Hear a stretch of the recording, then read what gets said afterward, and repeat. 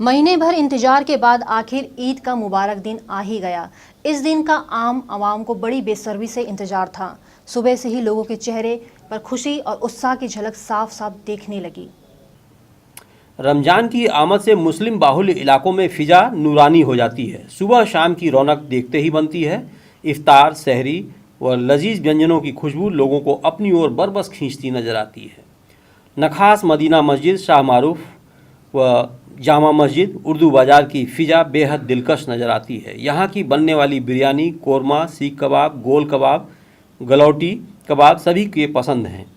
इन लजीज व्यंजनों को चखने के लिए यहाँ विभिन्न प्रकार की रोटियाँ भी बेहद जायकेदार व मुगलिया होती हैं। तंदूर से गर्मा गर्म निकल रही यह रोटियाँ बरबस ही अपने आप लोगों को खींचती नज़र आती हैं। यहाँ फुटकर में सैकड़ों के हिसाब से बाकरखानी, शिरमाल, नान, खमीरी रोटी, रुमाली रोटी, कुलचा जैसी अन्य तरह की रोटियां भी मिल जाएंगी। लेकिन एक ऐसी रोटी के बारे में लोग कम जानते हैं जो अफ़गानिस्तान, बांग्लादेश, जौनपुर, बनारस का लंबा सफ़र तय कर गोरखपुर में दस्तक दे चुका है। मुग़ल बादशाहों और बाद में नवाबों के बावर्ची खाने की शान माने जाने वाली बाकरखानी रोटी अपने जायके और खूबसूरती के लिए गोरखपुर के खान पान में चार चांद लगा रही है। ये 90 साल पहले हमारे दादा गोरखपुर में आए और बाकरखानी का सिलसिला उसी वक्त से स्टार्ट हुआ। उससे पहले गोरखपुर में बाकरखानी नहीं बनती थी। ये बाकरखानी नवाबों के घरानों का खाना ये था। जौनपुर के नवाब के वहाँ हमारे दादा वहीं काम करते थे बावर्ची का। वहीं से फिर गोरखपुर आए और गोरखपुर में बाकरखानी का सिलसिला उन्होंने स्टार्ट किया। उसके बाद हमारे वालिद साहब हाजी निज़ाम साहब और ये सिलसिला बढ़ता गया। फिर ये रोटी बाकरखानी दूध, देसी घी और ऊपर जो लगती है गुड़ की पॉलिश दिया जाता है, इससे लाली आ जाती है। इसमें कोई रंग उनका कोई इस्तेमाल नहीं होता। ये हम लोग हमारे परदादा जो थे वो अफ़गानिस्तान से चले आए जौनपुर, जो 1932 में गोरखपुर में आए हमारे दादा। 1932 से ये सिलसिला चल रहा है बाकरखानी का और ये 70 साल यहाँ हो गया हम लोग को बनाते हुए रोटी।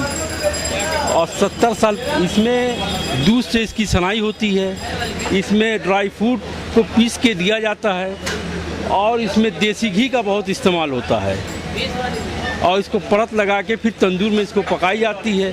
फिर उसके ऊपर से देसी घी लगाई जाती है। रमज़ान में इसकी 5 गुना डिमांड बढ़ जाती है। वैसे तो बनने की तो रोज़ ही बनती है, लेकिन रमज़ान में बहुत इसकी डिमांड बढ़ जाती है। हर घर में ये रोटी जाती है।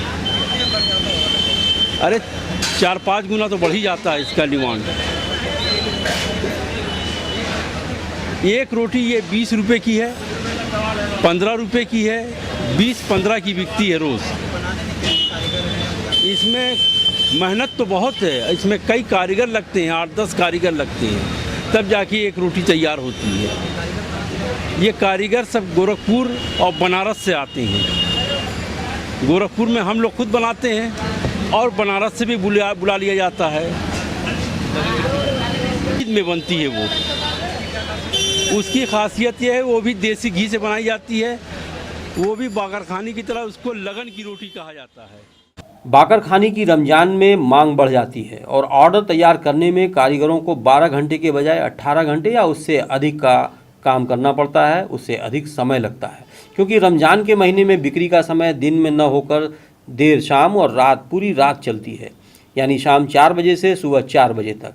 नवाबों ने खान पान के बहुत से व्यंजन तैयार करवाए हैं। इनमें बहुत प्रकार की रोटियां भी होती हैं। ऐसी ही रोटियां यहाँ के बाज़ार में आज भी मिलती हैं। विशेषज्ञों के अनुसार शाही खाने में गिनी जाने वाली बाकरखानी रोटी अमीरों के दस्तरखान की बहुत ही विशिष्ट रोटी थी। इनमें मेवे और मलाई का मिश्रण होता है। ये नाश्ते में चाय का आनंद बढ़ा देती हैं। मुगलिया खान पान विश्व प्रसिद्ध है, जो हिंदुस्तान के खान पान में रच बस गई है। मुग़ल सल्तनत के पतन के बाद उनके खान पान की रिवायत को आगे बढ़ाया लखनऊ और जौनपुर के नवाबों ने। जब इन नवाबों का पतन हुआ तो इनके बावर्ची खाने में काम करने वाले खानसामा ने दूसरी राह पकड़ ली।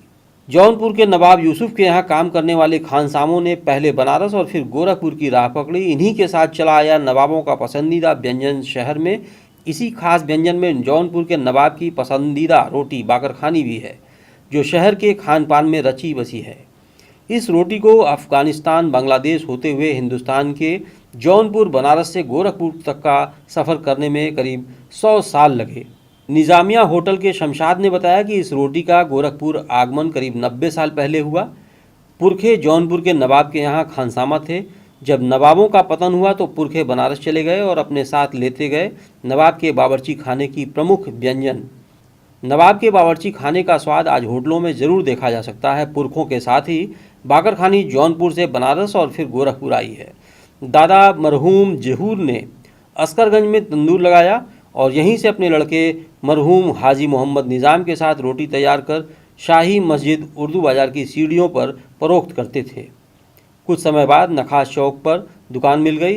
तब से नवाबों के पसंदीदा व्यंजनों की रवायत यहीं से आगे बढ़ने लगी। उन्होंने बताया कि बाकरखानी उत्तर प्रदेश में केवल जौनपुर, बनारस व गोरखपुर में ही मिलती है। इनके विभिन्न प्रकार हैं। अमूमन जो बाज़ार में बाकरखानी नज़र आती है उसे जाफ़रानी बाकरखानी कहते हैं। बाकरखानी की कीमत 10 रुपये से लेकर 110 रुपये तक है। बनारस में इसे बनारसी पराठा कहते हैं।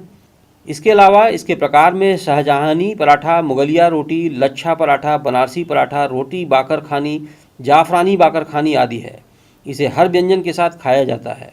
उन्होंने बताया कि बाकरखानी का ये प्रकार जो खास व आम में मशहूर है उसे शिरमाल कहते हैं। इसे लखनऊ में ईजाद किया गया। खासियत इसकी बहुत अच्छी है क्योंकि ये हर रोटियों में सबसे अलग होती है और काफ़ी जो है जायकेदार होती है। तो सिरमाल या इससे जो है काफ़ी अच्छी जो है बाकरखानी होती है।